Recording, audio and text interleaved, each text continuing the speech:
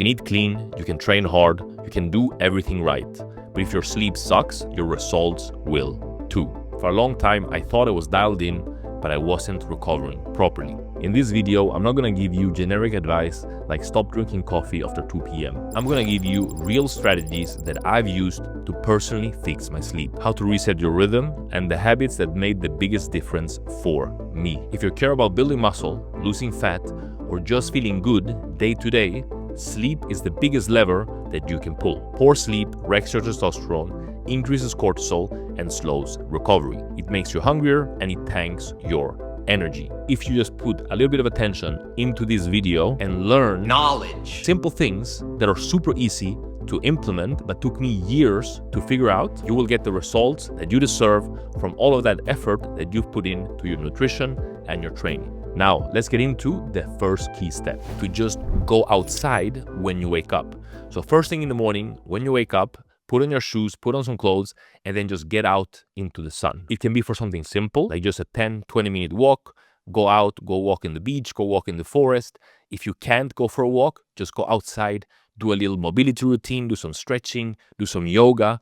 The key thing here is that you just want to go outside, because when you go outside and the sunlight hits your eyes, that resets your circadian rhythm. It basically tells your body that like, hey, it's time to wake up. And it's not only going to make you feel better then, but it's also going to make it way easier for you to fall asleep later at night. It also gives you the benefits that when you get out into the sun, you also get vitamin D and you also get a little bit of movement, right? So you get some exercise, something simple, right? It doesn't have to be something overcomplicated. Even 10, 20 minutes is enough to reset that circadian rhythm. So that's the first key thing. It's like if you wake up in the morning, get out into the sun, then you're going to improve your circadian rhythm, and that's going to drastically improve the quality of your sleep, but it's also going to improve when you feel tired and when you feel awake. And the second one, which is an easy one, is to just do some exercise. So like on the days where I exercise, I'm feeling way more satisfied. I'm feeling way more tired, the good kind of tired,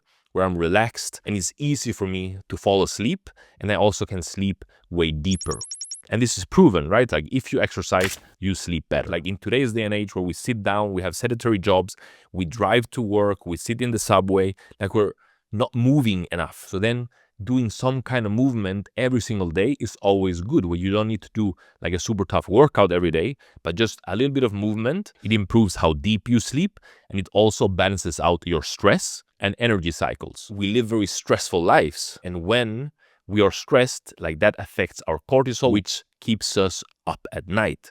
And a very good way to lower your cortisol and to make yourself more relaxed is to exercise. The third step is to not eat too late, especially carbohydrates. I recommend all my clients and me myself, I try to not eat 2 or 3 hours before I'm gonna go to sleep. And there's a few key reasons why this is the case. Number one, you don't want your digestive system to be working when you're sleeping.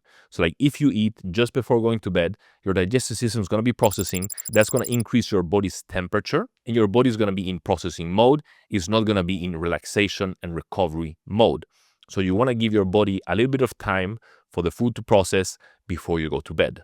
The second reason, and this comes with the type of food that you're eating, if you eat high carbohydrate meals, which is going to spike your blood sugar, which is then going to trigger an insulin response. And insulin reduces the secretion of melatonin. And melatonin is the hormone that tells you when it's time to be tired and when it's time to go to sleep. When it comes to eating high carbs late at night, that's one of the reasons why you want to avoid it.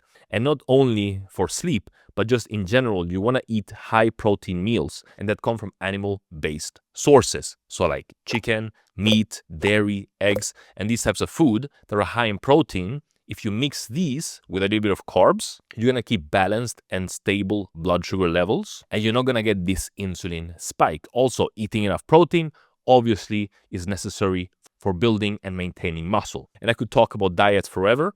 So for this video, we're just going to leave it at that. Now let's continue with step number 4. Make your room a sleep cave. You want to make sure that your room is within a temperature of 16 to 19 degrees Celsius. It's proven that you sleep better and deeper and you recover better when you're sleeping in these temperatures. And just to give you a little story, like I just moved from one villa to another here in Bali, And when I moved into the new villa, the AC that I had in my room was some cheap version that the owner decided to put in, and it wasn't really cooling the room enough. It was making it cold, but not cold enough. So I would wake up during the night and be sweating. So like here in Bali, it's like 30 degrees year round, which is quite hot. So you do need a little bit of power to bring that temperature down. So I got a new AC, more powerful, and it kept the temperature at 18 degrees, and I sleep way better. I don't wake up during the night anymore. And if you don't have an AC or you don't have access to install it and these things, there is like mattresses that you can put on your bed that pump cold water through the mattress and stuff like this. And most likely, if you don't have an AC, you live in a country where it's already cold. So open the window, have some fresh air come in. Just make sure that the room is cold. The second thing is that you want to make sure that the room is dark. And you might think like, oh yeah, but like I have a little bit of light coming in, or you have some light from your computer or some electronics that you have. Like all of those things, like your brain, it notices it. So you want it to be completely dark. If you can't put in blackout curtains, you need to get one of these sleep masks, and that's gonna improve your sleep. It's not just like the sleep that like you think like, oh yeah, I'm sleeping good. Is the quality of your sleep. So like when you actually get to sleep and staying asleep. Then you also want to make sure that the room is quiet. If you live in a city or if you have loud neighbors, the best thing that you can do is just to get earbuds. So I'm a very light sleeper. So even where I'm sleeping now, if a car comes by or a bike comes by, I hear that. So for me, the best thing was to get earbuds that I put into my ears, and then I sleep super well. When you sleep, you have different cycles of your body going into deep sleep and then your body going out of deep sleep. So if you're woken up when you're getting into deep sleep, that's going to take your body time to get back into that. And if you don't have enough cycles of deep sleep, you're going to have a bad night's sleep. Let's continue with point number 5, which is going to be to kill the screens before going to bed. When you sit with screens, especially your phone or your computer, just like this straight on your face, before going to sleep, the light that comes to your eyes from the screens is repressing or is not allowing the melatonin, which makes you tired, to be secreted in your body, which makes it so you don't feel tired. So you can sit there and scroll all night, you can sit there and scroll until super late. And I used to do this before when I was younger. I can remember when I was in university, I would lay with my laptop in my bed and I would watch series. I would watch Game of Thrones, and remember, winter is coming. You watch one episode and then that finishes. You're like, I'm not tired. I'm going to watch another one and another one. And then you sit there and it's like 3 o'clock in the morning and you have class at 9 and you're like, fuck. And that goes to the melatonin. Like when you have your screen this close, you're just not going to get tired. Before going to bed, 30 to 60 minutes at least, try to not have any screens in front of your eyes. And I do like everyone else. Like I watch Netflix at night with my girlfriend. And it's a bit different when you have the TV is far away. I notice that for me, the TV doesn't really affect that much.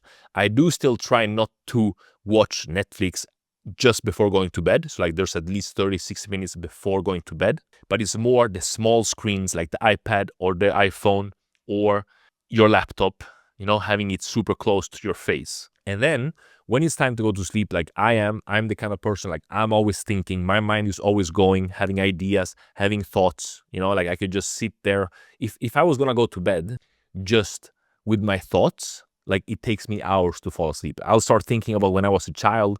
I'll start thinking about some fight that I had. My mind just goes crazy. So what I found for me, instead of sitting with my phone or a screen to kind of like not think too much before going to bed, I listen to a podcast. So I put my earphone or my earbud in my ear and I just listen to a podcast. And sometimes if I'm not very tired, I'll listen for half an hour or an hour and then I'll fall asleep.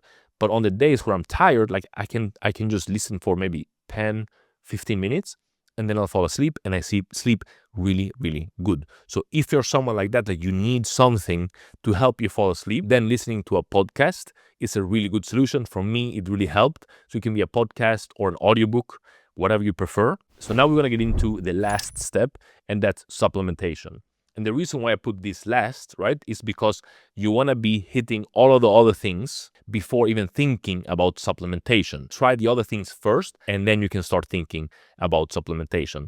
And when it comes to the supplementation, it doesn't have to be super complicated. There's only one thing that I think everyone could benefit from is magnesium glycinate. And the reason why magnesium glycinate is good is because it's one of the most important minerals for sleep and recovery. It helps calm your nervous system, it relaxes your muscles, and lowers brain activity so you can fall asleep easier. Probably heard it before, but one thing that you don't know is that the more bioavailable version of magnesium glycinate is magnesium biglycinate. It's a bit harder to get a hold of, it's a little bit more expensive, but it's more bioavailable and it's better for your digestive system. So that's why I like to take magnesium biglycinate. But if you can't find it, then just go with magnesium glycinate. And one of the things that I found, and which I think is super interesting, is like I used to take magnesium from like a multivitamin. Many of the multivitamins have the cheaper version and the less bioavailable version of magnesium. And usually that's magnesium oxide because it's the cheapest to produce, but it's also the least bioavailable type of magnesium. Basically, you could stop there. You could just do all the other steps that we talked about and then take some magnesium as a supplement and you would be good. Perfection. When it comes to the timing, I just take it 1 hour before going to sleep. If I forget, I'll just take it just before going to sleep. Sleep is the most underrated part of your transformation. You can do everything else right, but if you don't fix this, you'll stay stuck. Energy, fat loss, muscle growth, discipline, it all depends on your sleep. So take this seriously. Apply these steps, and I hope that you have a good night's sleep. Thank you for watching. I hope that you learned something, and I'll see you on the next one.